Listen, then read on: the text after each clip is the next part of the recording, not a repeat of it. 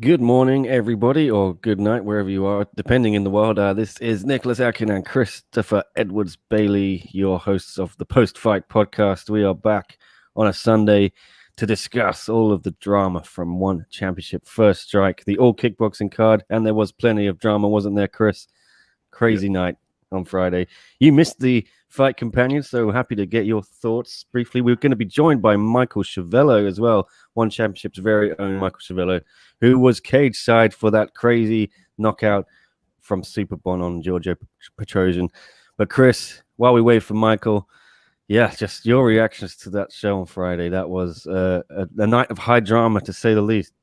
Oh yeah, one of probably the best one championship shows of all time. I think it will definitely enter into the history books. I think definitely from the kickboxing perspective in particular, has to be their best ever kickboxing card. I can't think of anything that comes close. It is very similar, to go back, and they did mention on the broadcast, it is very similar to the K1 World Max days. The card from top to bottom was fantastic. I mean, we had kicking it off, we had a great heavyweight matchup, and we had mid-30s, very experienced guy versus Radio Pacic, who is this young up-and-coming Serb who's got a very, very small record, but has been touted as a great boxer, as a great kickboxer for a very long time, since his late teens, and he started to put it all together. But here's the voice himself. Let's pull him in. Voice. Yeah. What's up, Michael? How are you doing? Hello, Nick. Hello, Chris. Good guys. How are you? Yeah, we're good. We're still reeling from the craziness of Friday. But just what a night. I mean, Michael, you were there, cage side. Just can you sum up your just overall emotion from Friday night? I think the fact that you're still reeling and everyone is still reeling, as I say on Facebook and on Twitter and on Instagram, everyone's still posting about the event, which is rare, because usually after 12 hours, let alone, almost 48 hours, people are done with it and they've moved on to the next thing. But everyone's still talking about one first strike. The reason being is, you guys know I've been around the sport of kickboxing since I first covered it in 1992. And I've seen all the great shows over the years. And I said this was the best show on paper since K1 Max 2007 or 8. And it proved to be that. It's the best show I've seen since the old K1 Max. It's one of the best 3 kickboxing shows I've ever seen in my life. And I've seen them all. It was just phenomenal. Yes. Yes, Mike, I actually have one question for you. And you're a little bit older than me. I don't mean any offense by that. But you remember the great days of K1 World Max tournaments and, going through the archive. And I was just really thinking, is this the biggest achievement by a Thai in the sport of kickboxing since Superbon's trainer, Buakor, won the 2006 K1 World Grand Prix Max tournament? Is it the 100%. Biggest by a Thai? 100%. 100%. Yeah. This is arguably the biggest shock in kickboxing history. And okay, look, let me state, it's no shock for a lot of people that Superbon beat Petrosyan, because a lot of people were tipping Superbon. They said he could do it. They said he could, he could beat Giorgio. That's not the shock. The shock is the fact that he knocked out, cold, clean, flatlined, the greatest kickboxer of all time. That nobody expected. Superbon expected it, but nobody else expected it. Not in 2 rounds, to knock him out like that. Last time I was that shocked being live at an event was when Verdum submitted Fatal. Yeah. Because that shocked everyone. Nobody saw that coming. And nobody saw Giorgio Petrosyan getting flatlined with a head kick in the second round coming. And so that's why, it's the biggest moment for a Thai, I think, almost in the history of kickboxing. Like you said, Buakor winning the Max for the first time was massive. This is beating the all-time greatest, knocking him out. Yeah, Michael. It must be interesting to have. So it must be interesting though, just to have Superbon and Buakor together. It would be great one time to ask them to argue their case on who has the better achievement. That would be quite a fun back and forward between student and teacher. I still think Buakaw has the better resume at the moment. He was a 2-time K1 Max champion, and he was tearing it up in the days when that division was just that was the stacked division on the planet. It's a shame he never rematched Petrosyan. That's the one I thought he dodged and ducked all these years, and I don't think we're ever going to see it, unfortunately. But we get to see his protege, I guess you could say. We get to see Superbon, and his reign may be very, very long. Michael, where does that rank for you? I mean, I've heard you call some crazy knockouts. What in your top 5 or whatever, where would you put that of the craziest knockouts you've ever seen, Superbon and Petrosyan? They've got to be up there in the top 3. I mean, I'm thinking what would top it. You sounded stunned, though. I was. I'm thinking what would top it for sheer aesthetics. Badr Hari knocking out Stefan Leko with the Leko Buster back in 2005 was still maybe the greatest knockout I've ever seen in person. That was extraordinary. But for shock value, this one. I mean, technique was beautiful, but the shock value of it, the noise that the shin made connecting to the neck and jaw of Petrosyan was sickening. When the legs crossed over, you knew he was gone before he even hit the canvas. The crossing of the legs is scary. The way the head hit the canvas was sickening, and he was laid out for a long time, and that was scary. And when you commentate these sort of things, guys, you're flying by the seat of your pants. You're doing it in the moment. You only have 1 millisecond to etch that into history as a commentator. And I was as shocked as everyone. So I managed the one good night Irene, and then in the commentary position, I held my hand up like this to Mitch and said, "Don't talk, don't say a thing." And you'll hear it. We laid out for a few seconds as Superbon did his lap around the circle, his celebration lap, because I knew that right now, everyone around the world was as shocked as I was. And so I wanted that to play in your mind, in your imagination, when you pick your jaw up off the floor and sit in that moment in silence to absorb it without having me yell and scream over the top of it. I mean, I wanted your mind to fill in that blank. And as a commentator, they often say silence is golden. And that's why I did that. And also, because I was flabbergasted. What a pro. I love that. What was the feeling like in the stadium? I mean, I know there weren't fans there, but it was, you could sense tense atmosphere. Yeah. I think I said it on the broadcast that looking around, all the crew, TV camera guys and sound guys and doctors and nurses and officials and everyone that was there circle side, and the production team that was where we were commentating, and the sound team was just like gobsmacked. What do we just see? I mean, you never see Giorgio Petrosyan get knocked out. You never see anyone get knocked out like that. So it was gobsmacked disbelief. And then, of course, your thought pattern, or mine at least, drifted to, is he okay? Because he was out for a long time. He was out cold, no movement, no signs of coming to. They put him on a stretcher and he was still out cold. They took him out of the circle. He was still out cold. And as happy as I was for Superbon, and he was joyous, I was more concerned for Giorgio. And I was like, is he okay? And I got back to my hotel room and I was messaging Armin Petrosyan, his brother. How's Giorgio? Please let me know he's okay. And, obviously Armin contacted me yesterday saying he's all right. He's got a broken jaw. He's undergoing surgery today, which was yesterday, and then he'll fly back to Italy to recover. Yeah, Michael broke the news that Giorgio was having surgery and had the broken jaw. Have you heard anything else, whether the surgery went fine? Because that was yesterday, like you said. Have you got any other updates? I think everyone was very grateful that you gave us that news. I have no more updates at the moment. And as you can gather, it's very hard to get in contact with them. And but here in Singapore, they've got some of the best medical services in the world. So if there's a country amongst the countries we travel to for one that you're going to have a jaw broken, Singapore's the place to do it. And with Doc Warren overseeing it and all the medical team, I'm sure Giorgio is in very good hands.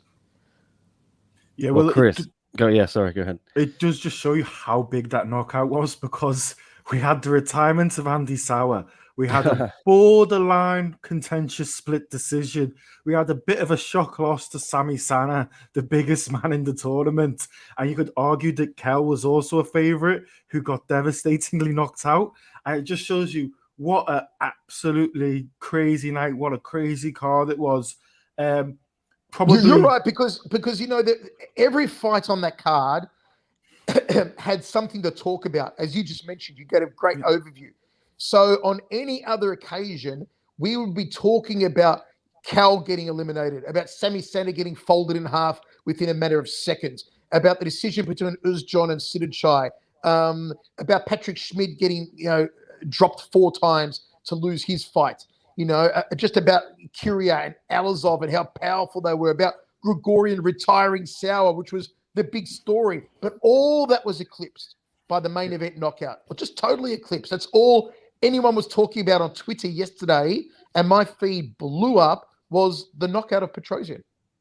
I wish we would have had some cameras backstage, because I would have loved to have seen the reaction of every other fighter in that Grand Prix to that knockout, because it must have been just to the floor. I'll guarantee you, that was the reaction. I honestly will. I don't think there would have been any celebrating. I thought you would have seen hands clasped cheeks, eyebrows fly off foreheads, mouths agape, and then I think everyone's thoughts would have been straight away, I hope, God bless, he's okay. Yeah, 100%. The only person who might not be shocked was Sidachai, because he was coming out before and saying Superbon was going to win easily. So I don't know if that was just a bit of Thai bias, or if he knew something we all didn't know. Superbon knew it, and Superbon told Mitch Chilson during the week. He said, I'm going to knock him out. I'm going to do it with a head kick. There's that old Bruce Lee quote, guys, and it goes something like, I don't fear the man who practices 10,000 kicks once. I fear the man who practices one kick 10,000 times. And that's what Superbon did in training. On his Instagram, you see him throw that same roundhouse kick over and over again, like he knew that was his opening he had to wait for. And here's a little cool thing for you. After the show was over, the broadcast had ended. Petrosyan was gone to the hospital. Mitch and I took our headphones off. We were done. We turned around, looked towards the circle, and because we're upstairs, okay, we're upstairs looking down because of the different bubbles. And on the floor, Superbon was still there with his trainer, okay, and Mitch called out to him and said, Superbon, congratulations. And Superbon looked up at Dragon, and Superbon speaks English. And he goes, Mitch, I told you I was going to do it. I told you. And I thought that was really cool, because in his mind, he'd visualized it. He knew. Well, Chris kind of laid it out. There are some other exciting fights that I just wanted to get your thoughts on as well, Michael, while we have you. What do you think then? Yeah, I guess we'll start with, let's talk about Andy Sauer. That was very emotional. Yeah. I don't think any of us expected him to win, but we thought he might. We just wanted him to put on a performance there, but Grigorian just went to town. And I mean, it's a sad way to see him go out, but I think we all expected that, right? That result. Listen, Andy, I thought, gave a decent account of himself. I mean, you're talking about a guy that's been around since 1999, and he's still competing in the top 8 in 2021. That's phenomenal. And he delivered some good blows on Grigorian, but Grigorian's too powerful. And it was a sad way for Andy to go. But Andy lives by that old tradition in K1. And what it was back in the K1 days, guys, was this always until I got to explain to me, I never understood. I think it's when Musashi retired, had his retirement fight, and I forgot who he fought, but it was someone really good, like really good. That was just going to kick his butt. And I remember saying to the K1 officials, I said, why would you put Musashi against a killer in his last fight? Why not give him an easy opponent and let him have the big farewell for the fans and get him a win? And they said, that's not the spirit here in Japan. The spirit is, if you're good enough to win your retirement fight, why are you retiring? And I thought, well, that kind of makes sense. Go out against the very best in the world, and if you beat them, why retire? Like, continue. So that was Andy's mindset. He went out against the number one guy and he tried to give it a good shake. And I had a lump in my throat after that one. I really did. It was very emotional, and I thought it was one of the most beautiful retirement speeches I've ever heard. Yes, I mean, there was definitely not a dry eye in the house when we were on the live stream. Yeah, Chris, what did you think of that as well? Because I was asking you before Michael jumped in. I think you were talking about Sauer's speech, but I thought it was absolutely awesome. When I first moved to Hong Kong, I lived with two Dutch guys for about 2.5 years. So I became well versed into the legends of Dutch kickboxing, really going back to the 80s. Andy Sauer was one of those that's gone all over the world and really done it. Had some fantastic fights in Japan, in Thailand, in Holland. Just a fantastic fighter. And you know what? He's been one of those fighters you can argue towards the end of his career. He could have, as Michael was saying, he could have took easier fights. He probably could have fought more defensive in some of his fights, but he's always seeked to entertain. He's had that really kind of Ramon Deckers-esque kind of great entertainer vibe about him. He's always been well-spoken, spoke great English from a very early stage in his career.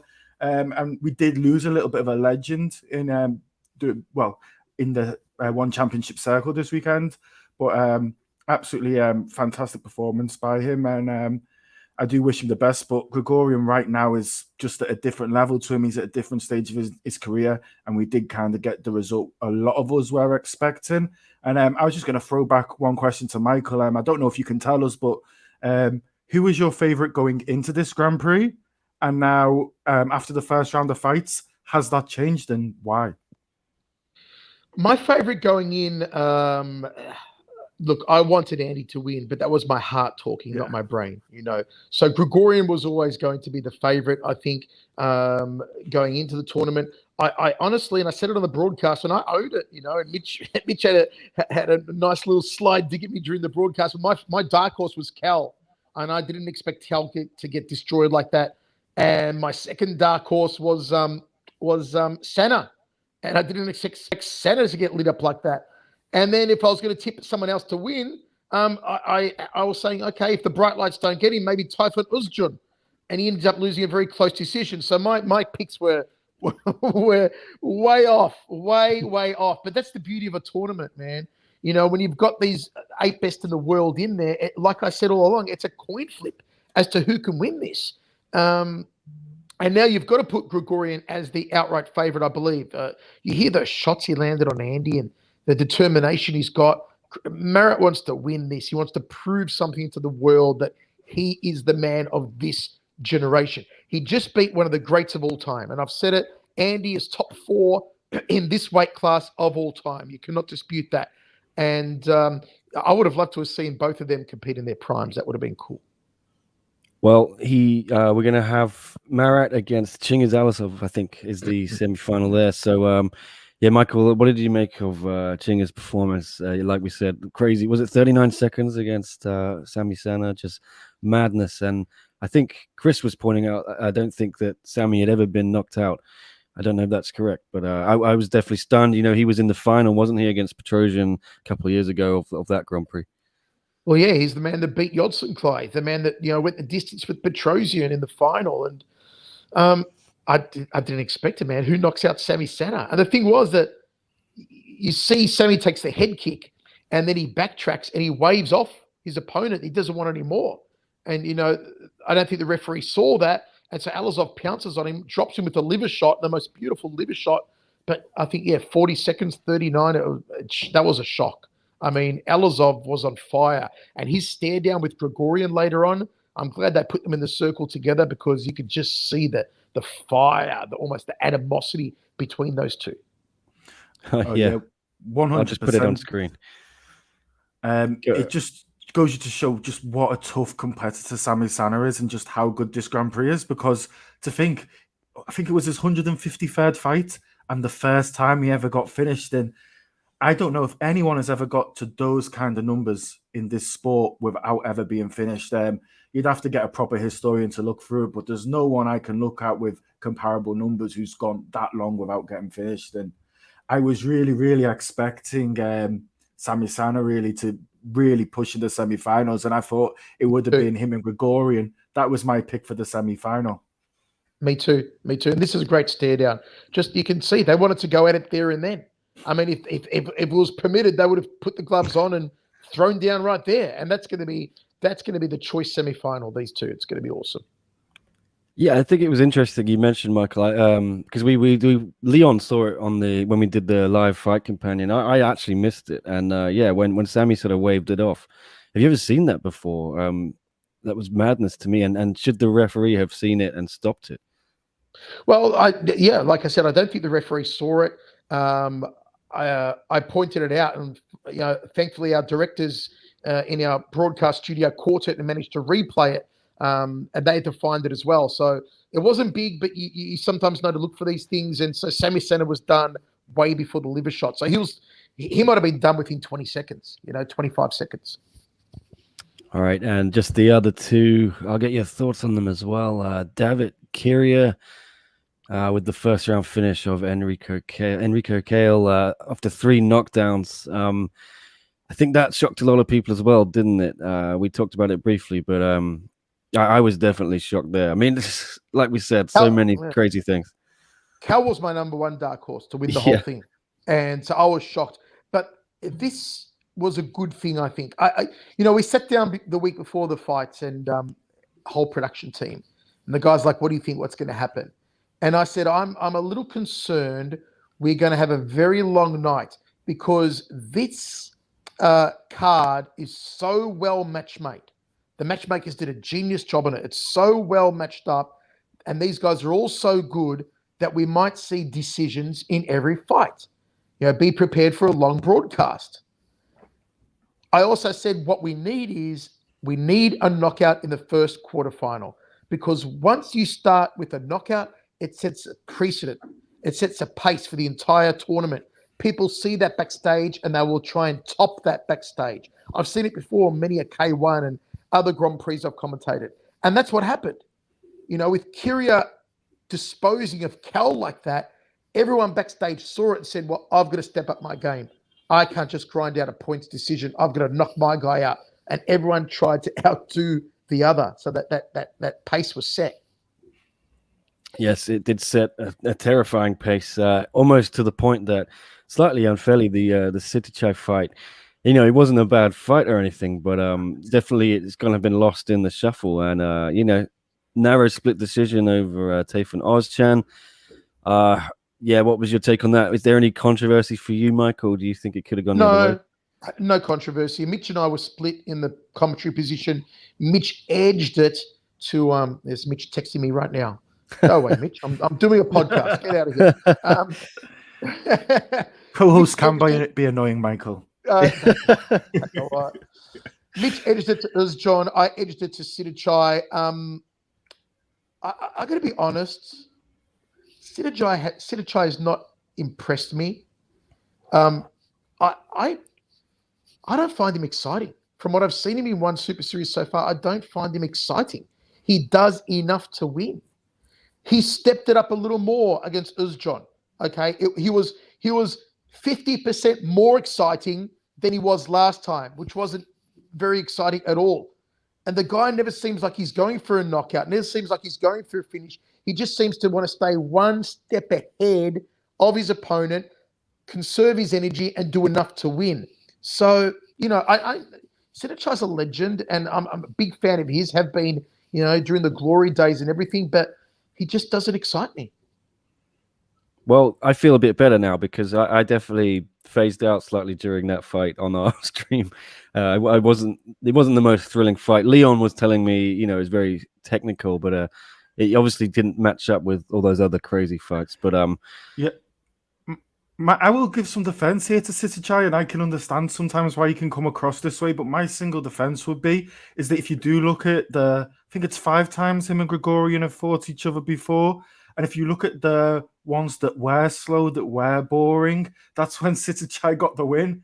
And then you can argue probably the most exciting of those fights was the one that he lost. Yeah. And, But that's fine. Everyone's got their style. His style is to do just more than your opponent. His style is not a Buakaw style. His style's not a Zambidi style, not go out there and try and knock the guy's head off. His style is, okay, you gave me one kick, I'll give you 2 kicks, I'll stay in front. You give me 3 punches, I'll give a solid kick and do some damage, I'll stay in front. That's how his mind plays, just to stay in front of his opponent. And it's worked for him in a long and illustrious career. He is not a knockout artist. He's got a very low KO percentage. We all know that. Chances are that was the one that was going to go the distance, because Uzjon, as exciting as he is, also has a very low KO percentage. They just don't knock people out. So I'm not saying Sidichai isn't a great fighter. He's one of the all-time greats. Just he doesn't impress me in that he's not exciting. Well, what about the semi-finals then? I've got to get your pick on who you think's going to win and get into this final then. So it's Grigorian and Alizov, and then Sidichai and Kiria, right? Yeah, so I think we're probably teed up to see Grigorian, Sidichai. What would it be? Number 5. Yeah. Yeah, I think we probably number 6. Would it be a 6? Yeah, number 6. I think it's 6. Yeah, I lost count, man. I don't know. I lost count. We're ready to see Grigorian and Sidichai, but there's going to be 2 tremendous battles. I think Sidichai again adopts that style we just spoke about, where he's just going to do enough to stay ahead of Kiria. He's going to wear Kiria's shots. Kiria's going to try and jump on him, pounce on him early, try and catch Sidichai cold, before Sidichai's had a chance to establish that metronome of his, that rhythm, that timing. But I think Sidichai will beat him. Grigorian Alizov could be one for the ages. If they turn it on, if they come in form like they did on Friday night, we are going to see the mother of all bang fests. It's going to be awesome. I think Grigorian will win it, but coin flip on that. Coin flip. Well, oh yeah, 100%. And this is kind of something we've all been waiting for. We've had it a few times before where we've had some countries that have a little bit of animosity towards each other. We've had some battles of the Indian subcontinent between Indian and Pakistani fighters, but they haven't really clicked, or they haven't really reached that next level of animosity between the two. But I think here with these 2 fighters and their backgrounds through their families and everything that's gone on, we've kind of got a mini battle of the Caucasus going on in one championship. I think that this honestly could go down as maybe the spiciest fight in the history of one championship. This could be the next Zambidis versus Chahid. Yeah. And if people don't know what I'm talking about, after you finish watching us today, go on YouTube and type in either the greatest kickboxing fight of all time or type in Zambidis Chahid, and you will see what most people believe is the greatest kickboxing fight of all time. It is relentless. And Alizov Grigorian could be the follow-up from that. We have a question here, if you're happy to answer it, from someone watching, saying, hello, The Voice. Personally, who do you think won? Christian Lee and Oak. A lot of controversy there. They had a review. Oak Rayun, it was upheld, the new lightweight champion. Do you think Christian's got a case, Michael? I only saw the fight when I commentated it, so I haven't watched it back and reviewed it myself. I thought on the night Christian won.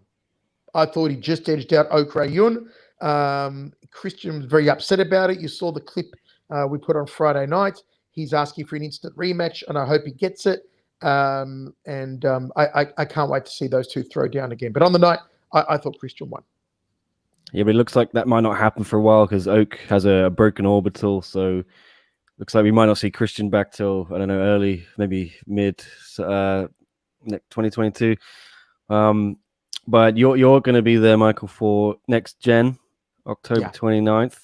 So I presume how long are you staying in Singapore? You're doing like a 3-month stint, is that right? Yeah, I got here on September 13th, and I'm here all the way through till December. Just the quarantine laws in Australia at the moment aren't too forgiving to allow me to go back there and come back here, back and forth at the moment. So I'm sticking around. But next gen's going to be fun. We've got the final 4 of the Women's Atomweight World Grand Prix. From the very start of this thing, I said Ritu Folgat would go all the way and win it.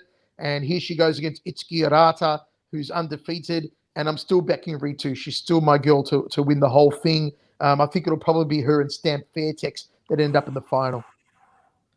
Yeah. Oh, wow. Chris, what about you? Who are you thinking is gonna? I agree with Michael.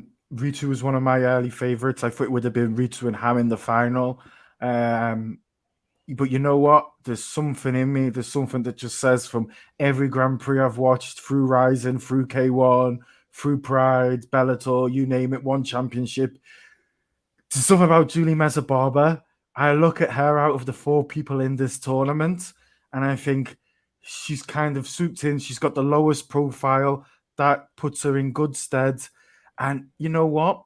If I had a kid and you said you had to have one of them teach your kid MMA, mixed martial arts, I'd choose Julie Meza-Barber because she's the most well-rounded out of all of them. She's got very good stand-up, very good ground game, very good submission. Her wrestling looks pretty good. And I'm still going Ritu, but if Julie gets through that semi-final, I'm putting all the chips on Julie because when you come in as an alternate, you win a semi-final, and if you can beat someone like Stamp, I just think you've got so much momentum with you. You know, you probably saw it happens quite a lot down in Australia with the AFL. You get a team that just sometimes sneaks into the playoffs and they go right onto a run. And sometimes that momentum just carries you through because you haven't got all that pressure of being a favorite. It's true, and that's a really good call. And I think Stamp's going to have her work cut out for her against Meza-Barber. But I think Stamp will take her. This is a great tournament, man. This is again a tournament that there's so many angles and anyone can win it, and I'm super excited about it. And we're going to have 2 good semifinals. Yes, 100%. And I just want to say, the last 5 tournaments, 6 tournaments they've done, despite any chaos that's happened, they've all been absolutely fantastic. They have. And we always say how important the alternate place is. And now you're finding out, Julie Meza-Barber's got the alternate place, having beaten Mei Yamaguchi. And suddenly she's in the final 4. So I believe we're going to see some fights for alternate places for the kickboxing Grand Prix coming up over the next month or so too. So look out for those. Yeah, and Michael, I know you can't tell us anything, but I think they obviously recorded a bunch of fights before the ones on Friday night. So, I mean, can you give us a tease of, there's going to be a lot of action. There's going to be 2 pre-taped cards, I think, in November, 1 next gen, 2 and 3. Or is any of those fights from Friday going to be on those cards? Most likely, there was some crazy action. That's all I'm going to say. There was some crazy action. You guys are in for a treat. Lots of stuff coming up. I look forward to it. Well, yeah, I know you're a busy man, Michael. So I don't want to keep you too long. But yeah, like where can everyone find your new book, The Commentators? I know you got this new book out. Yeah. Thank you. The book's going great. It's been the #1 hot new release on Amazon Australia for the last 5 weeks now, so I'm thrilled over that. No matter where you are in the world, you can get it at all good booksellers. Bookdepository.com has it with free shipping worldwide. It drops on Amazon US on December 1st. You can get it on Amazon in the UK at the moment, Amazon worldwide, and it's called The Commentators. And I hope you guys check it out. I think you'll love it. There's mixed martial arts in there, there's kickboxing in there, and all your other favorite sports. All right. Well, thank you, Michael Schiavello, for joining us. I think Chris and I are now going to talk about UFC and Bellator. I haven't even seen the results, but it should be fun. But yeah, I appreciate you joining us on the Sunday morning. It was really great to get your thoughts on that crazy card, and can't wait to see you call the next fights on October 29th. One championship next gen. Thanks, Nick. Thanks, Chris. See you guys. See you, mate. All right. Well, it's just the 2 of us. Pleasure. I was going to ask him. I was thinking I should ask him about Jenny Lynn Olsen and Jihin, but then I realized he's probably seen the fight, right? Yeah, I was about to ask him, and I think I'm not sure if it happened or if it's on the prelims for the show on the 29th, but yeah, it's tough because I don't want to put anyone in a position where they forget they can't say this or that, and I know they've gone back to pre-taping fights because of the pandemic, so it's difficult for Michael and Mitch, when you commentate on those things, and then you have to stay tight-lipped for weeks and weeks, sometimes months. But yeah, it sounded like there's some crazy action coming our way. But anyway, Chris, Has Bellator finished yet? I've not paid attention to it today. Yeah, we just had a few minutes ago. We just had Corey Anderson knock out Ryan Bader. Oh wow! Yeah, well, ground and pound. He hit him once. He got on top of him. He mounted him in half mount. He went onto his front, Ryan Bader, and then it ended by ground and pound to the side of the head. That's probably the best result for Bellator, to tell you the truth, just because I think Nemkov is probably going to win his semi-final. And when you get to the end of a Grand Prix, you kind of want a fresh matchup in MMA.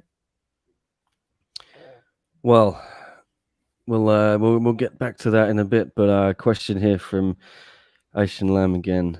Isn't Jen a strawweight? She's on the strawweight rankings.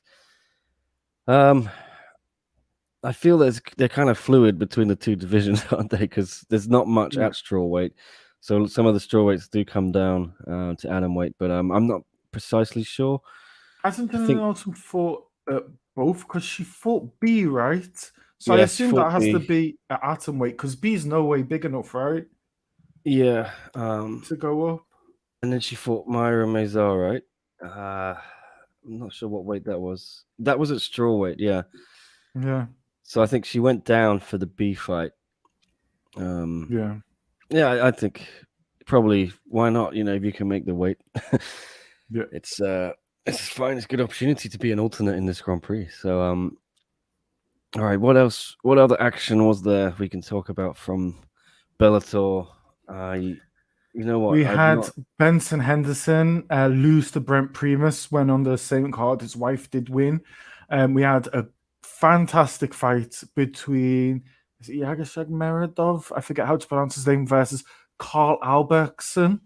A fantastic fighter. And Albertson kind of flies under a lot of people's radar, but I remember watching him back in 2016 and 2017 in Rising, where he did lose twice over in the light heavyweight division over there. But then he did lose to Vadim Nemkov, who is the light heavyweight champion of Bellator, and he lost to Yuri Prokocha, who is going to fight probably for the light heavyweight belt come the turn of the year in the UFC. So while he did lose 2 fights over Horizon, he lost to 2 people who've gone to accomplish great things within the sport.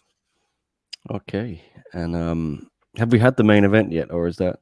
No, they are just walking up. They are just getting ready. So there's Nemkov and Glikas, right? Yeah. Okay. Is that on YouTube? Yeah, it's on YouTube, on the Bellator YouTube over here in Hong Kong and most of Asia. I'm going to put this on in the background while we talk. Or am I? It's kind of turned into a little bit of a fight companion, I guess, guys. It has, yeah. That's the prelims. So I want the main card, right? Yeah, that's it, sir. Live, that's it. Oh, it's loud. I would just ask you, what did you watch any of the UFC? No, you know what? I woke up about 10. Okay, I will just point out. I've seen the results, yeah. Yeah, man. What a great night for the old guys, man. Jim Miller and Arlovsky both picking up the dubs. Yeah, Jim Miller, what was it 14 seconds into the second round? Yeah, and he nearly got dropped in the first round and turned it around. And it just shows you, man, putting his name into those history books a little bit more. And sometimes you do think of it, and you think of fighters really who've never really been at the very, very top of their divisions, but maybe 10 years from now, just for the longevity of their careers, have a chance at maybe a Hall of Fame. And Jim Miller's probably got to be one of those that you've got to kind of start thinking about, like 10, 20 years from now, is he going to get a little shout at the Hall of Fame? And it wasn't a great card, was it? I know it wasn't a great card, and the main event was just crazy. Aspen Ladd just did nothing. And every round, her coach, she went to the corner, and her coach was pretty much just saying, you've got to throw stuff, you've got to do stuff. You're 2 rounds down now. You've got to do something this round. You're 3 rounds down now. 4 rounds down, and just never happened. It was very, very strange. Yeah, Norma Dumont getting the decision. Looks like a lackluster card. It's fair enough that they can't all be fireworks, but definitely think Bellator had the more stacked card today, and much better cards, yeah. Andrei Arlovsky in the co-main got a decision over Carlos Felipe. Yep. Jim Miller, like we said, finishing Eric Gonzalez. Manon Fiorot, decision over Myra Silva. Nate Landwehr submitting Ludovic Klein. Yep. Prelims, Andrew Sanchez. Got finished by Bruno Silva. Yeah. Yeah, Bruno Silva KO was pretty nice. Pretty nice. That's probably the best finish I thought of the night. Danny Roberts, decision over Ramazan Emiev. A lot of decisions. Yeah. Oh, Lupita Godinez. She fought 7 days after her last fight, right? Yep. Didn't work out. She lost a decision to Luana Carolina. Dinar Batgarel, Mongolian, with a win over Brandon Davis, first round finish. And Estela Nunes lost to Ariane Canalossi. That's interesting. I wanted to talk about that. I forgot to ask Michael, but did you see Estela Nunes? She was talking about Angela Lee this week. Have you seen that article? No. I'll bring it on screen. No, I have maybe. not seen it. Bring it up. She obviously fought Angela Lee in one championship, and she says she was screwed by one in the title fight, and that Angela missed weight. And my colleague Matthew Scott, he was there for that fight, and he was saying, yeah, Nunes was going on about it all weekend. That Lee missed weight. So interesting. So they kind of screwed me in my title fight. Lee didn't make weight. She was at 58 kg. That should have been 30% fine of her person. They didn't give it to me. They screwed me. That's why I lost. I didn't want to fight. I wasn't obligated to fight, but they forced me to fight anyway, even if they didn't pay me. Yeah. It doesn't look good though when you say this, like, oh, that's why I lost, and then you go and lose your fight this week. You get submitted by Canalossi, right? Does it look like sour grapes a bit, Chris?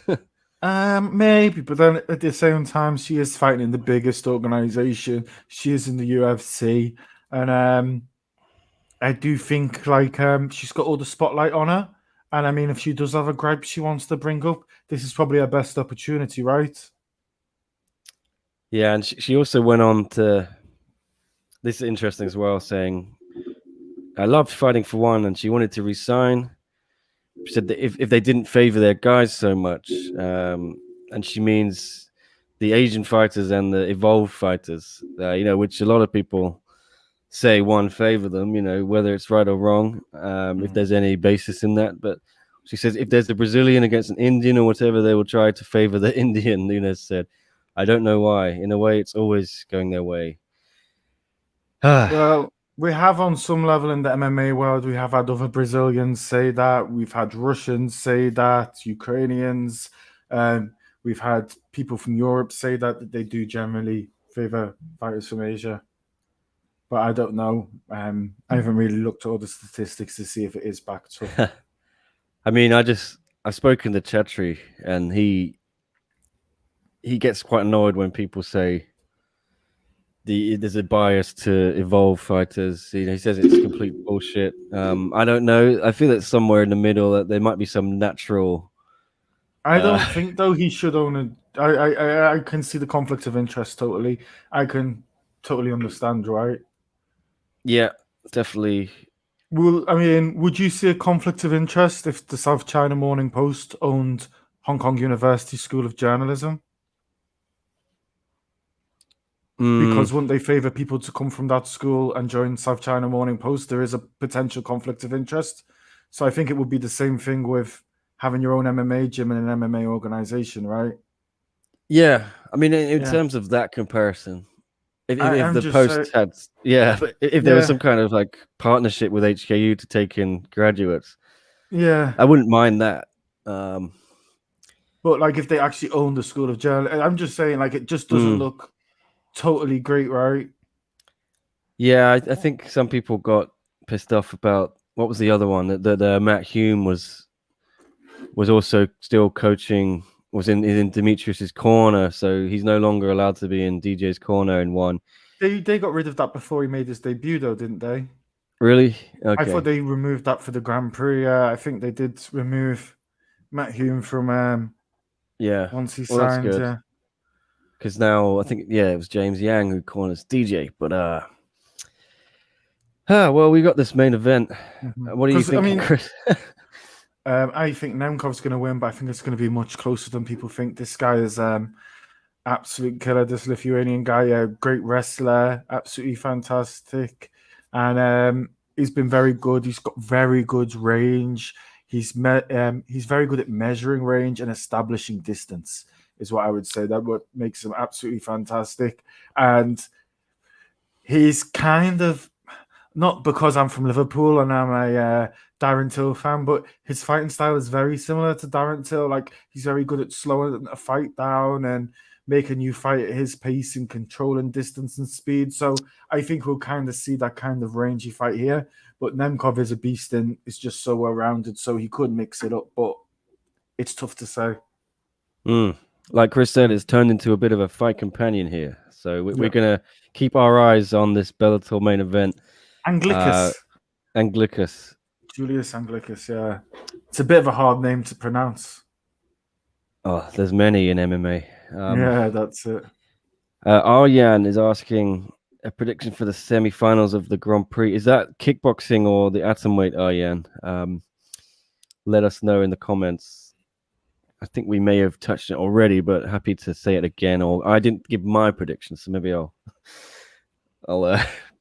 give you guys my thoughts. But I think Michael and Chris already gave their thoughts on the atomweight Grand Prix semis and who they think's going through a little bit earlier.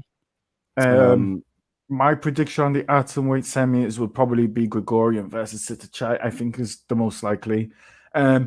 I thought Gregorian, if he would have had to fought Sammy, I'm not going to disrespect anyone, but if he would have had to go through Sammy Sama after that, it would have been pretty tough. But I think we are in for a back burner, man. And Alazov versus Gregorian, Armenia versus Azerbaijan, Nagorno-Karabakh. It's gonna be a bit of a crazy time. What about the atomweight then?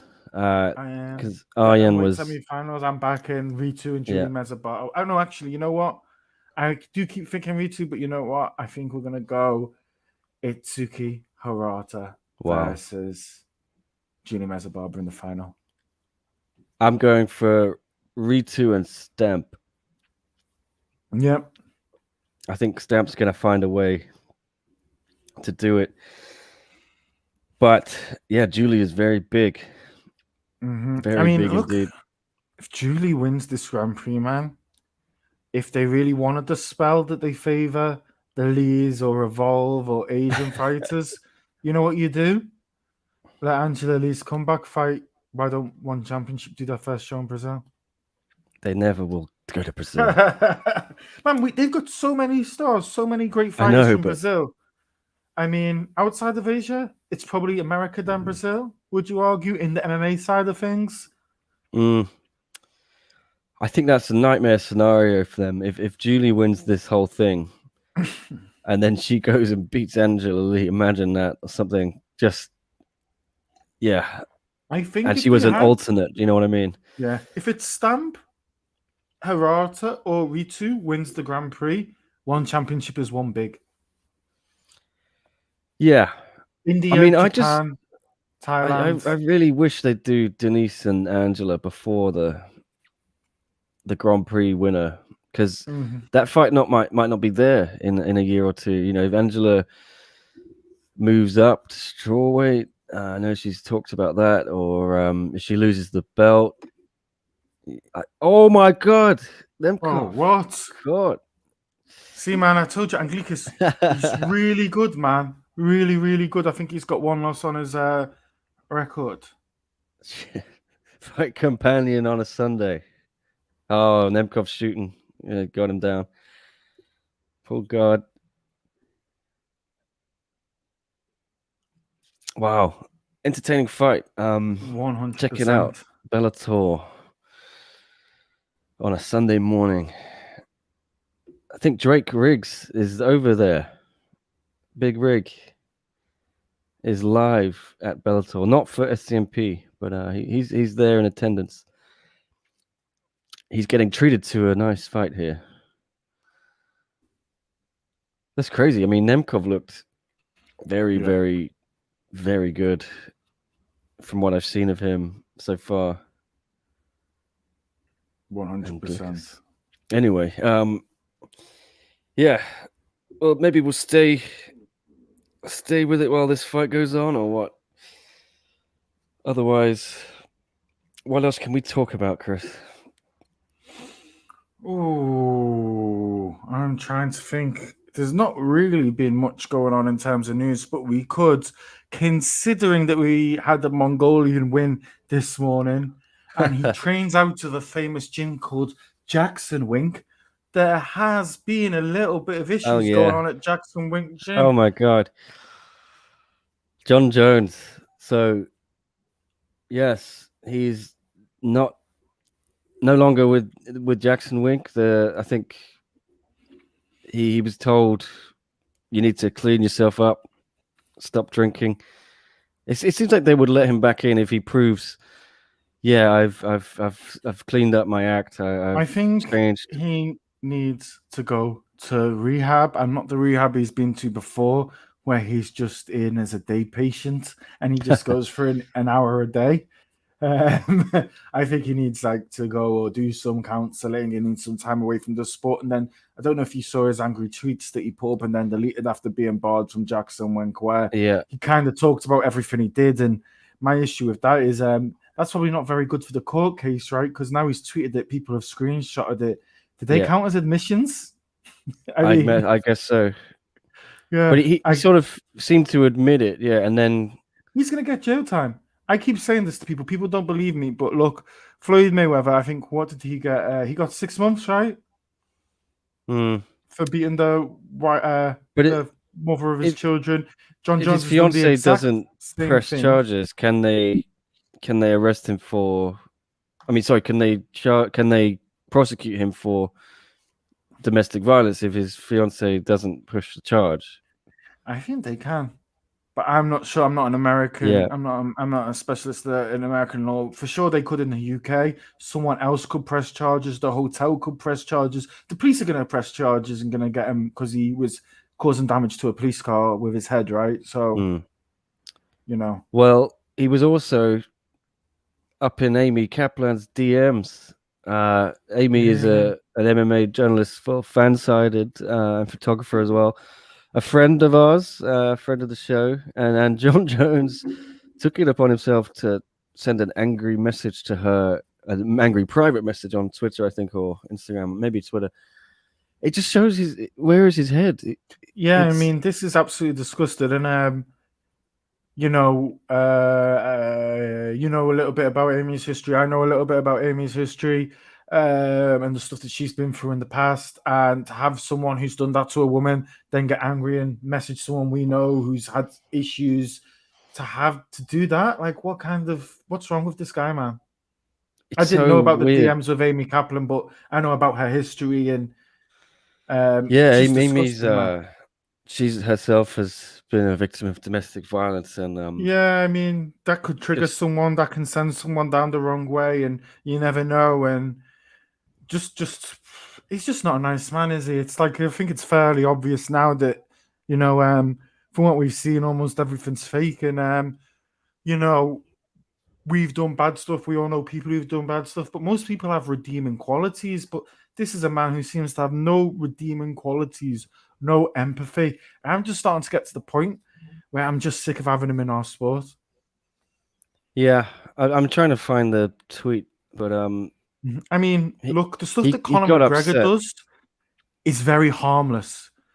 It's very, and I know he's caused public damage and stuff like this and stuff like that, but everything he's done has kind of been for effect, and he hasn't really caused any long-term terrible damage to anyone in comparison to what John Jones is doing to his own family and what he's done, and the pregnant woman, and it's just incident after incident. But you look at John Jones' incidents, and some of them date back to 2011. Conor McGregor's really, it was really the first big one was the dolly on the bus, right? Which was what, 2016? This has been going on for twice as long now.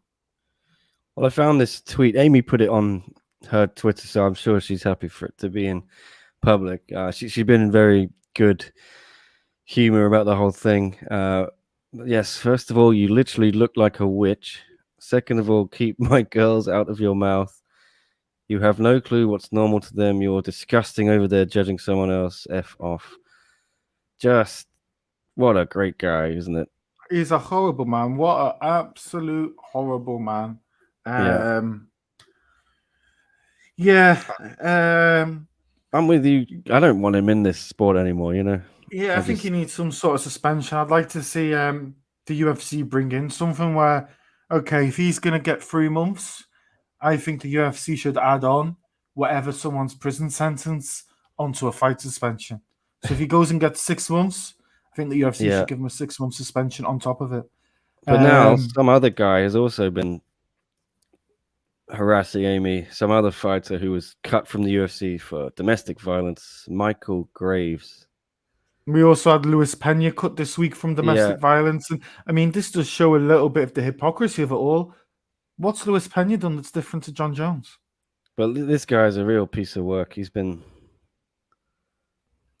actually harassing Amy. It's quite scary, but I'll leave it there.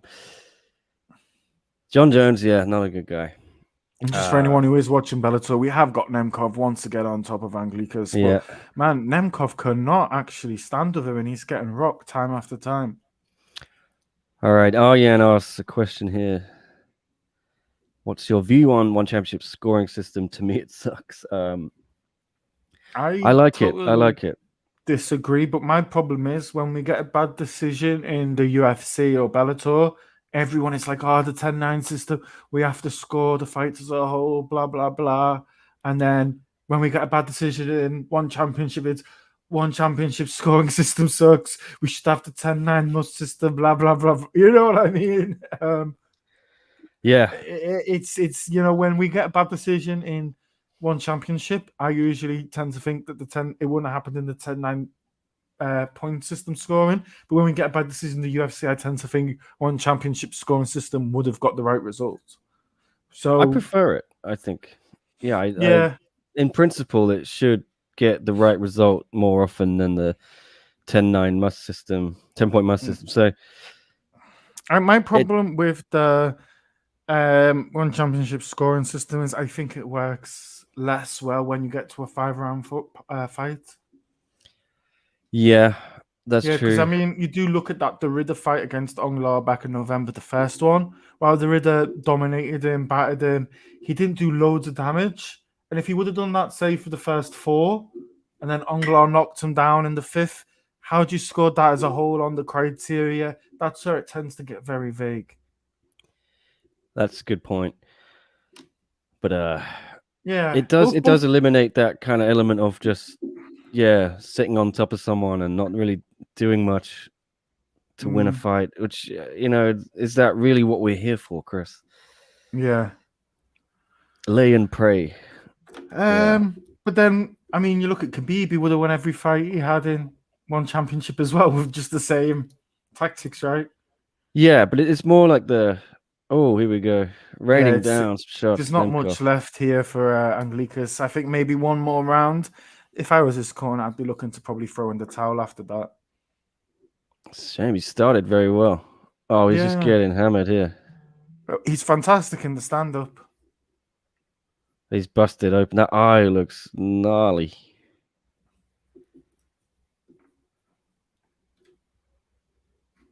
Wow.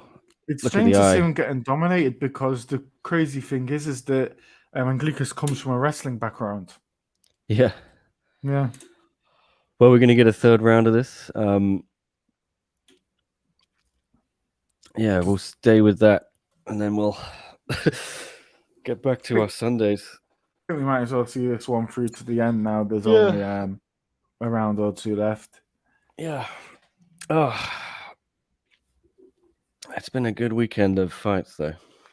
Oh, 100%. It's been absolutely fantastic. And You know what? I think this week, man, maybe one night this week or one morning, I'm really up for a cheeky little. I think we need a little PFL special because it's the end of the season. Oh yeah, PFL is that one organization that does what we as talking heads or journalists in this MMA game do. We always want a little bit of an off season, and the PFL is the only yeah, organization that gives us that. So I think we could do a little bit of a yeah. grand preview because I guess it's finals next week, right? Yeah, we could do a companion for the show or something, or a recap at least. The only thing that doesn't sit right with me with the PFL finals is I don't like Clarissa Shields being on the main card and two of the division finals being on the prelims. I feel Clarissa maybe should have been main eventing the prelims. Yeah, Clarissa she was very upset by the new, is it bisexual Superman or a gay Superman? She wasn't happy with that. She was tweeting about it. Okay. Yeah, bit of controversy. I don't know what that's all about, but she didn't want children to be exposed to this horrible. okay. Paraphrasing a little bit, but yeah, I don't know.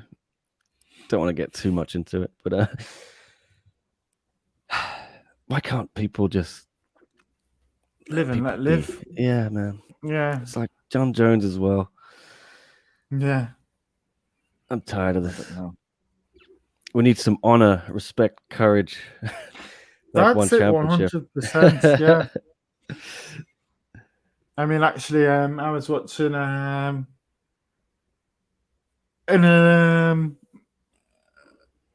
can't say, but I was watching some sort of sporting event where it was shown from the UK that may or may not have been a illegal stream, and they were celebrating Black History Month, and they had a big thing on Justin Fashion You, and that just made me think of that.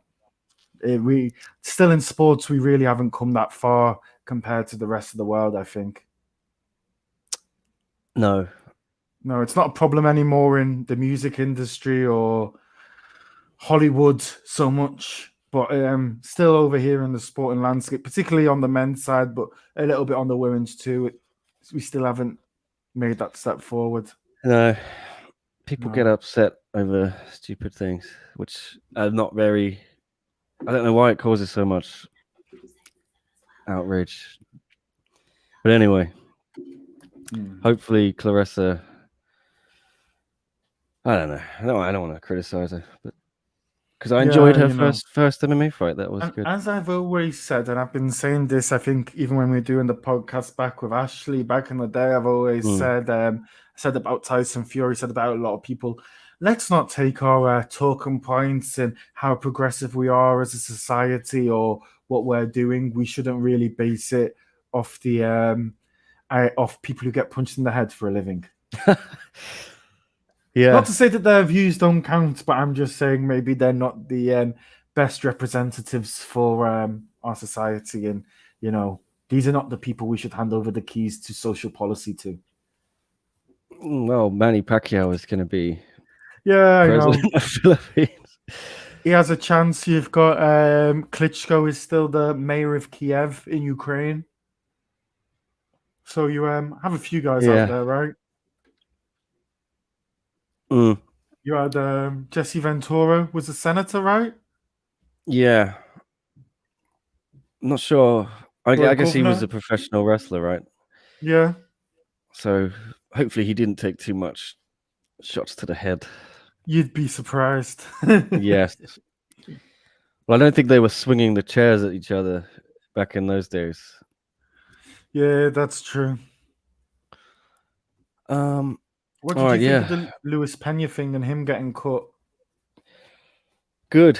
But it's weird that it sort of takes that.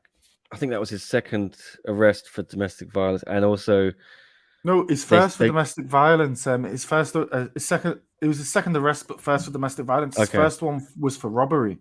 Okay, yeah. Well, there's clearly some issues there with him, and they seem to have indicated that's why they've cut him. But yeah, it's I think they need to draw the line and say if you get Here's arrested for the domestic violence, they armbar by gotta. Nemkov with 20 seconds to go. Oh no, It I does don't not think he's look got it. like it's tight in. No way. I had someone ask me the I'm other just day. I'm kind of pissed off at Luis Pena because he tried to get a bit of sympathy, didn't he? Saying, Yeah. my mental health, and then the next day it came out he was arrested. So I think it was some kind of preemptive ploy to, you know what I mean. But Yeah. he I'm glad he's been cut. Like we say with John Jones, I think he needs to get help. I think John Jones should be cut for his own good. I think Greg Hardy, they never should have taken him in. Yeah. It's not like Greg Hardy is The pulling thing up is, trees. Greg Hardy had been to court. He'd had his court Yeah. case. It was 7 years later after the NFL, 6 years after the NFL. So he got kicked out of the NFL and had to wait 5 years, half a decade to rebuild some sort of career in sports, right? Is it the kind of point where I I don't want to close the door on people, but if Greg Hardy's kind of done a better thing here because he's suffered for 5 years and hopefully he has turned his life around. We haven't seen any more. He hasn't had any events happen in the last 5 or 6 years. They shouldn't have happened in the first place. But I do kind of believe in second chances. But it's just the thing with Luis Pena and John Jones. Do we need to say, see you in 3 years, mate? Got to sort yourself out. Definitely. I mean, Greg Hardy has a little more opaque, the issue. Yeah. And also, what I was going to add to it is I had someone ask me the other day, is MMA in 10 years, 15 years from now, are we one day going to have a Chris Benoit moment? And I said, the War Machine thing was very, very close to it. Yeah. He just never killed her and didn't have kids. Yeah. I think. I mean, even this guy who was harassing Amy today on Twitter, he's a former UFC fighter. Mm-hmm. He definitely seems. I mean, some of the messages you could see it on her Twitter timeline. It's just fucked up. Mm-hmm. And also, this is even worse in a way because one thing attacking someone, there's one thing attacking a woman. There's also a different element to attacking a journalist, right? Like, it is a very, very dark place, right? When journalists don't feel safe to speak, particularly female journalists. Women's voices are great. You don't want to go to an event where you're scared to.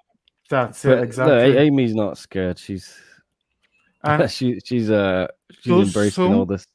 Of this lie with the UFC because you look at Scott Coker at Bellator, you look at Chatri at One Championship, and we all criticize Chatri for some of the stuff he does, and we can criticize Scott too, but neither of them are as hostile and as hateful to the press as Dana White. Yeah, Dana definitely.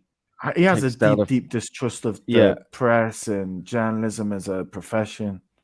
Which is mad because the press, I think it's fair to say they help make the UFC what it is, and without media, no one knows what the UFC is. It shows you how powerful the UFC is now because 15 years ago they were begging for any press they could get.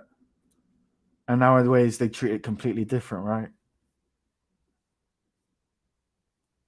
I think you may well have frozen here, Nick, or I may well have frozen. Are you still there? My internet's gone a little funny. Oh, absolutely no problem. Yeah, I'm back, I think. Sorry, my internet went crazy. I missed what you were... I was just saying, just the UFC, man, maybe they've played some role in this because Dana's just quite terrible in the way he treats the press. I was just going to say, if I was Anglicus's corner now, I think it's probably time to throw in the towel. I don't understand. He's not learning anything here. We're debating the big issues while watching a Bellator main event. That's what you get from the post-fight podcast. Yep, we'll bring up Ashen's very quick question. It's a bit random, but Rose or Jolie for the rematch, Nick? Who you got? I think. Oh, that's a tough one, because I would like, obviously love Zhang Weili, and her being the champion is good for SCMP, right? Because it kind of gives us a reason to really follow the UFC and to report on it, to cover it. She's the one, who's really led the way for us in terms of our UFC coverage over the last couple of years. We kind of hitched ourselves to her wagon. We jumped on that bandwagon. I don't think it's going to be the same result. I don't think we'll see a crazy knockout. I actually, Justin Gaethje gave a good breakdown of it. I think he said it's going to be a bit more of a brawl. And, we've seen Weili's working with Cejudo. I think she's going to try and use her wrestling. I'm very torn on it. I wouldn't count her out, Yeah. Cejudo is like Mr. Motivator. There's something special about him. He's one of the most underrated combat sport athletes of all time, if you think of his entire resume. And also think of who Sudo brings with him. He brings Eric Albasin, trainer of Eddie Char. Figueiredo, both the Pitbulls, Diego Costa. This is a guy. People forget about Eric Albasin. I think he was like, for his weight class, I think for It's about over. 7 years, he was the great result by Nemkov. Is Fedor there with him? I don't know, but just quickly, people forget about Eric Albasin. About 7-8 years in a row for his weight class, the military champion of America, champion of their military wrestling, and he is still the head, I believe, of the Marine Corps hand-to-hand combat training. Yeah, a lot of pedigree. So yeah, man. I don't know. But Rose, Rose, she trains with Justin Gaethje, with Kamaru Usman, with Trevor Whitman. I think the best coach in all of MMA. I'm Pat Barry. Yeah, Pat Barry. I'm gonna stick my neck out there. I'm gonna say Zhang Weili, and then we're gonna get a trilogy. I think Zhang might get a split decision. Yeah, I think get a trilogy, and I think we get the trilogy fight right here in China. See if it's opened up by then. But what do you think, Chris? Who do you think's gonna win? I think it's going to be totally different to the first fight. It's going to be very close, and I think it will go to a decision. And I think Zhang Weili is actually going to do it. All right, bold. So Nemkov with the submission. Was that the fourth round or third? Fourth round. Okay. And you know what? This is the perfect situation, right? And let's be honest, right? Nemkov right now is the best light heavyweight in Bellator. But that man they signed from the UFC, that man who has won 8 of his last 9 fights, Corey Anderson, 30 years old, right? And for light heavyweight, that's pretty young. He's been in the UFC. I mean, he was in the UFC for about 8 years, so gives you an idea of the experience he's got. This is the final, really, that everyone wanted, right? I know everyone wanted a bit of Rumble. Everyone wanted a bit of Romero. Romero, he's a little bit past it. I think maybe this is probably his Rumble's best weight class, but this is a guy who hasn't fought in 3-4 years. He should really be blowing the cobwebs off. I think they should try and make that UL fight, or Rumble should fight Phil Davis. But Nemkov, Corey Anderson is kind of the one we all wanted going into it, right? Yeah, and you got to think Corey's only loss, like you said, out of that last 9 fights, was it Jan Blachowicz, who is the champion in UFC, and there's no shame in getting knocked out by him. But 100%. Nemkov, there you go. So, am I right in saying this is also one of the? This was in the tournament, so I like that Bellator. You defend the belt while you're in the tournament. It's a little bit different. Like, one seems to set up these Grand Prix. They ice the champion for a year, and then they have the winner of the Grand Prix fight the champion. But I'd rather see the champion be in the tournament, defend the belt regularly. But that's what I like about when Bellator do it. And I mean, I loved it when they did it with their Bellator welterweight Grand Prix, and they did it with the featherweight Grand Prix. And I like it that they just say, if you lose the belt and you're in the Grand Prix, that's it. You're not getting any rematch, no matter how close it is. And the belt goes through, and whoever has that belt as well in the Grand Prix is a little bit cursed because they have to fight 5-round fights rather than 3-round fights. That's a good way of looking at it. I don't see but- Fedor, Chris. I don't see Fedor. Thought it might be in Nemkov's corner, but you never know. He might be just doing his thing. He's got a fight coming up, right? Yeah. Preparing for his fight. Which I think brings him to one last fight on his Bellator contract. It's a bit underwhelming, wasn't it? I can't remember who he's actually going to fight, but it wasn't anyone wanted to see him fight, right? No, it might be Tim Johnson, something like that. I think it is Tim Johnson, right? Yeah. I mean, he's not terrible. Well, Big John McCarthy. Yeah. He was recently saying something. I can't remember. Anyway. Yeah. Fedor versus Johnson, October 23rd. A week away? Oh, wow. I guess that's why he's not there. Arena, Moscow. Yeah, that's it. So that should be absolutely a pretty good card, actually. And I guess because it's in Russia, it might be at a decent time for us. So it's not a disaster. Not a disaster. Well, I guess that brings us to a close. Yeah, 100%. I think. Wrap it up.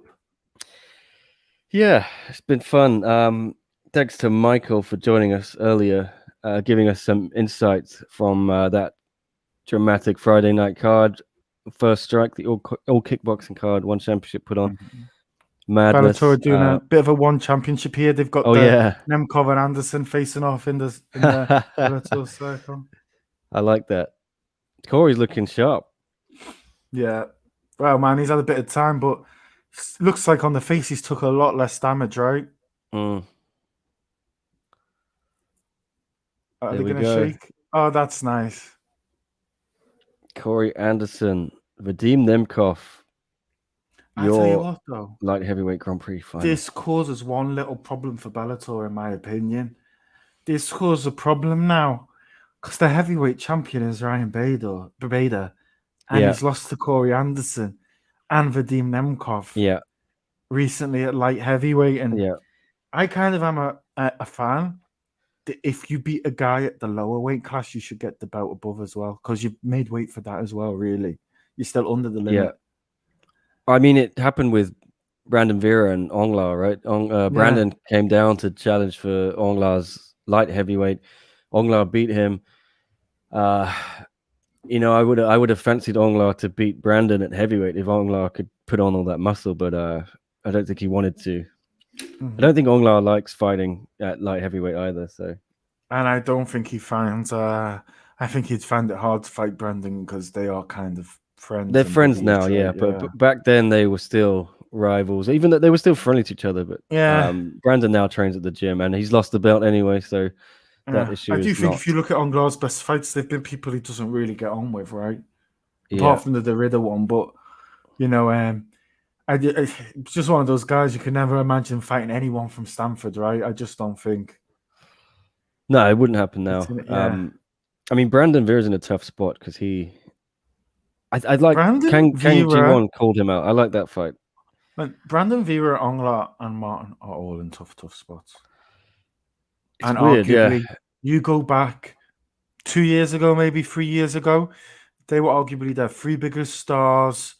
They were all had an Asian connection with a Western connection. They were fluent, all three obviously fluent in English. They've kind of all grew up in America or Australia, respectively. They've got that Asian connection as well. They were kind of, particularly on the men's side, if you said someone who wasn't named Ali, they were the three biggest stars, right? And Brandon Vera with all of his movies, and people forget he is the equivalent of The Rock in the Philippines. Like he's in all these action movies, and you've got Onglar, who's huge in Burma, and obviously Martin does his thing connecting Australia and Vietnam, and just does make you think, right, that those were like in a way the three kings, right?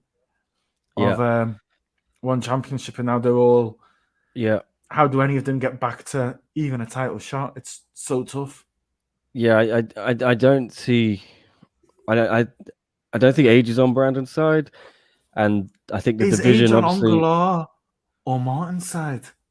I think Onglar's fine because if Yeah, it's tough. I mean, if he fights the Ritter again, are we going to see anything different? I don't know. I don't think you can. He can work on his jiu-jitsu enough to ever beat the Ritter. That's what I worry about from his perspective. He's 6 years older than the Ritter. Yeah, it's whether the Ritter loses the belt to someone else or vacates one of the belts. Does that open a door for Onglar to go and challenge again? Onglar's in a really tough spot. He's kind of in purgatory. He's it's what do I do now? Because you don't want to rush that third fight too much, right? Yeah. Because if a third loss to the Ritter is just okay, then never again. Yeah, you maybe want to get him have a few wins first. But Martin, I think Martin's fine. He's always going to be at the top of that division. People are going to have to go through him to get title shots, like we've seen with Kim, and I think one win, he's sort of back in the mix, and I think the loser of the title fight, he might fight them. I don't think it's all doom and gloom for Martin. Martin in March will turn 33. Yeah, I said to Leon on the Fight Companion, I would like to see him move with his family to Florida instead of going back and forth. It can't be good for him. Yeah. You know, I'm not sure that's possible. If he wants to move his family, his kids are all in school in Australia, I think in Sydney. He has a nice life in Sydney. You see on his Instagram, they're all going to the beach together as a family. I guess you can do that in Florida as well, but you know what I mean? In the time of COVID, and I don't think it's stopping anytime soon, it's very difficult to train halfway across the world. 100%. Yeah, from where you live. So if you had to choose out of those three, who's the most likely to get a championship again, and who's the least likely? I think Brandon Vera is least likely just because of age, and also I think there are just some much better fighters now in that heavyweight division than when he was on top of it. The One Championship has done a good job of stacking it. You know, you got Buller, you've got Anatoly Malikin, who's going to fight Buller. Kang Ji-won, South Korean, it's looking good. Kirill Grashenko, who's going to welcome Dustin Johnson to the division on Next Gen on October 29th. Some we haven't even seen yet still. I mean, Boucher looked fantastic in his debut. We got Rug doing his thing, and Tom DeBlas, I don't know what's going on with him. Do you think Rug versus Brandon Vera, you think that's too early in the evolution of Rug, or? That's a good fight, actually. Or do you think like Amir Ali Akbari for Brandon Vera would be better? Maybe Amir, yeah. But so then you can put all your chips into one of them, right? Because I think Amir is. They want that fan base he brings, right, from Iran. He's got 2 million followers on Instagram, and Brandon's obviously got a big following in the Philippines. It's you don't want them to keep losing, and if they fight each other, one of them's going to lose. It's really tough with those three to see how they come back, because just think with Onglar, you've got the Ritter, and it's just how do you beat him? And you know, the Ritter for me still is even though we haven't seen that much of him even in this whole time One Championship, he's consistently since he won the belt got to be a top 5 pound for pound. And I think really you've got maybe Adriano and Lee on the men's side, who they're the only two you could put above him. But I can see a scenario where the Ritter maybe leaves one because he might feel underappreciated, or he might want to go test himself in the UFC. I don't know. I'm sure he likes having all the belts. Or even Bellator, man, because they probably Bellator, it's got the links with Musasi, right? Yeah, I could see that happening. Yeah, and the thing is as well, Bellator and the UFC will do shows in Europe and in Holland. Yeah, they do shows in Holland and Amsterdam and Rotterdam and no London. Love from the promotion, right? Yeah, he's not marketable for one because I think Netherlands is not a market for them. I think the best thing that could happen to particularly Brandon and Martin would be a featherweight and heavyweight Grand Prix that they could enter. I think that would give them both the fastest route back to the final to a belt, right? Because it'd just be 3 fights. Yeah. It all depends, you know. I could see that featherweight belt changing hands quite frequently over the next few years, and like I could see Tonin beating Tanley. I could see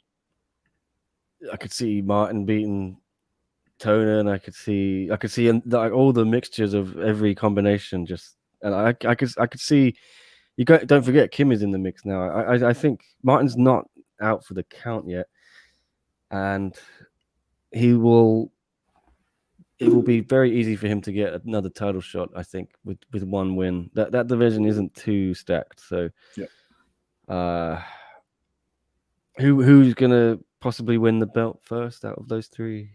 I think Ong La, because I think Derrida might vacate one of those two, or he might up sticks and leave for Bellator or something like that.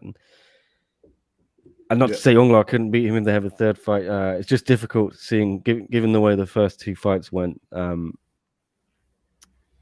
I don't know if they're even going to book that fight. But Ong La wants it. He says, "Trust me, I'm going to get my belt back." He's very, very confident he would win that trilogy rematch. But well, it's big times in MMA, and as we've seen on One First Strike, big times in kickboxing and Muay Thai. And as we saw, what was it, 2 weeks ago today, or 1 week ago today? 1 week ago today. It's great times in boxing. It's a great time to be a fan of combat sports, and it's fantastic. What's next week? We'll wrap it up now. But we got Costa and Vittori next week in the UFC. That's an early start. Oh my god. 4 a.m. main card. Bellator next Saturday. Yeah. And then the week after that, I believe we've got a bumper week because haven't we got PFL on Thursday, one championship on Friday night? I think we've got a Bellator on the Saturday, and then is it Blachowicz versus Teixeira on the Sunday? Yeah, that filthy card, 267. We'll do a little PFL preview before the PFL, and I think maybe on our Thursday show we'll kind of do a bit of a PFL fight companion and a preview for the weekend all in one, and we'll just try and fly into it. I didn't realize all four were. I thought it was one in UFC, but PFL Friday. Thursday, one championship Friday, Bellator Saturday, UFC Sunday. So, what's the Bellator card? It's that Queally versus Pitbull 2, I think it might be, or okay, for the vacant lightweight belt. Yeah. Okay.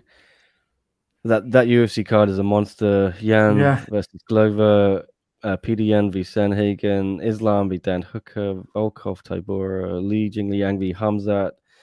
You could argue that this is the most significant interim title of all time. Yeah. Because you could argue that Yang kind of is the champion in a way. Yeah. Mm-hmm. And then, like we said, one championship next gen. You've got the Grand Prix semi-finals on the Friday night. Maybe I'll take next week off, Chris. Just get ready for all this. It's going to be absolutely crazy, and I think it'll be fantastic. And haven't we on the next gen? Haven't we got the heavyweight kickboxing championship? Yeah, light heavyweight. Yeah. Quickly. I thought Quickly was the light heavyweight champion, and I thought he was going up to heavyweight to become a two-weight. Let's have a look. That makes sense. So that would be heavyweight inaugural heavyweight kickboxing world championship. Oh, okay. There we go. That makes sense. And like I mentioned there, we've got Grushenko v Dustin Johnson as well. Interested to see how Dustin goes. He's been waiting to make his debut for a while. So there's the card. Stamp and Julie, Ritu Atsuki. We'll do I'm sure we'll do the media day if they have one this time, and 100%. we'll bring you all that stuff. And I forgot to say it at all, but please give us a like and a subscribe if you haven't already. Ticker is along the bottom. But let's leave it there. We've hit that magical 1 hour 30-minute mark. So It's been a pleasure, Chris. Thank you. What have you got No problem. for the rest of your Sunday lined up? Maybe have a little bit of lunch now. I had a full English earlier, watching some of the fights. A full English in the morning. Yeah. Oh yeah. And Oh then no, I thought you said you had a roast. What am I thinking? no, I had a Of full course, English. full Sorry. English. Yeah. And then I have no idea, but the weather's quite nice. So maybe go out and do some work somewhere sunny, or maybe get outdoors and get a little bit of sun on the body, and enjoy the rest of the day. Maybe have a few beers, Yeah. and maybe watch the highlights of the football one more time with my girlfriend, because the Fox has got a pretty good result against Man United. All right, it's over. I'm ending this show. Have a good one, guys. Peace. Yeah, see you all. Cheers.